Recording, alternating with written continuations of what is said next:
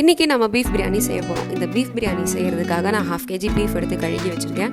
So இந்த beef biryani செய்கிறதுக்கு first பீஃபை வேக வச்சுக்கிட்டு இந்த பீஃபை வேக வைக்கிறதுக்கு என்னென்ன இன்க்ரீடியன்ஸ் ஆட் பண்ணணுன்றதை நம்ம முதல்ல பார்த்துடலாம். இதை வேக வைக்கிறதுக்கு ஃபர்ஸ்ட்டு நான் இது கூட மஞ்சள் தூள் ஆட் பண்ணிக்கிறேன். அது கூடவே மிளகாத்தூள் ஆட் பண்ணிக்கிறேன். அதுக்கப்புறம் மல்லித்தூள் ஆட் பண்ணிக்கிறேன். மல்லித்தூள் வந்து மிளகாத்தூளோட கொஞ்சம் அதிகமாக இருக்கணும். நீங்கள் 1 ஸ்பூன் மிளகாத்தூள் போடுறீங்கன்னா 1.5 ஸ்பூன் மல்லித்தூள் போட்டுக்கோங்க. நான் 2 ஸ்பூன் போட்டிருக்கேன், 2 டீஸ்பூன் மல்லித்தூள் போட்டிருக்கேன். அப்புறம் இஞ்சி பூண்டு பேஸ்ட்டு, கொஞ்சம் உப்பு, இதெல்லாம் போட்டுட்டு நம்ம கை வச்சு நல்லா பிசைஞ்சு விட்டுறணும். இதில் எந்த தண்ணியும் நம்ம சேர்க்கக்கூடாது. அடுத்தது கொஞ்சமாக எண்ணெய், இது எல்லாமே நம்ம நல்லா சேர்த்துட்டு அதுக்கப்புறம் அடுப்பில் வச்சு வேக வச்சிடலாம்.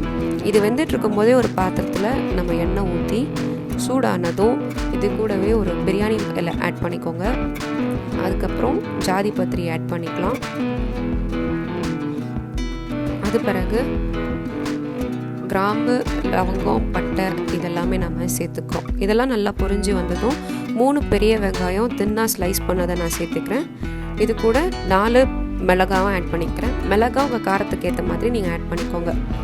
இது நல்லா வதங்குறதுக்காக கொஞ்சம் உப்பு சேர்த்துக்கிறேன்.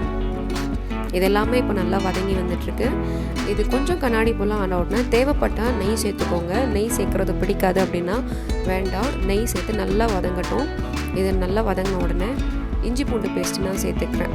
இஞ்சி பூண்டு பேஸ்ட்டு சேர்த்த பிறகு அதோட பச்சை மணம் போகிற வரைக்கும் நல்லா வதக்கணும். வதங்கின பிறகு 3 பெரிய தக்காளி நான் கட் பண்ணி வச்சுருக்கிறதையும் சேர்த்துக்கிறேன்.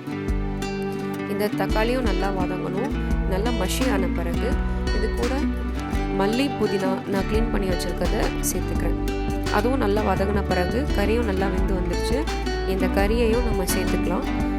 இது எல்லா கறியையும் நம்ம சேர்த்துட்டு இது ஒரு வாட்டி நல்லா கிண்டி விட்டுறலாம். கறியெல்லாம் நல்லா கிண்டினதுக்கப்புறம் மஞ்சள் தூள், மிளகாத்தூள், கரம் மசாலா இது 3த்தையும் நான் சேர்த்துக்கிறேன். கரம் மசாலா நீங்கள் 1/4 டீஸ்பூன் சேர்த்தா போதும். இதெல்லாமே ஒரு வாட்டி நல்லா கலந்துடலாம். நான் 1 கப் அரிசிக்கு 2 கப் தண்ணின்ற விதத்தில் நான் எடுத்திருக்கேன். நான் 2 கப் அரிசி இன்றைக்கி எடுத்திருக்கேன், அதனால் 4 கப் தண்ணி ஊற்றிக்கிறேன். இது தண்ணியெல்லாம் நல்லா கொதிச்சு வரணும். கொதிச்சு வரும்போது நீங்கள் சீசனிங் செக் பண்ணிக்கோங்க. உப்பு, காரம் எல்லாம் தேவைக்கு ஏற்ற மாதிரி நீங்கள் ஆட் பண்ணிக்கோங்க. தண்ணி நல்லா கொதித்த உடனே இங்கே நான் அரிசியை சேர்த்துக்கிறேன். தண்ணி கொதித்த பிறகு தான் சேர்க்கணும். அதுக்கு முன்னால் சேர்த்திங்கன்னா குழஞ்சிரும்.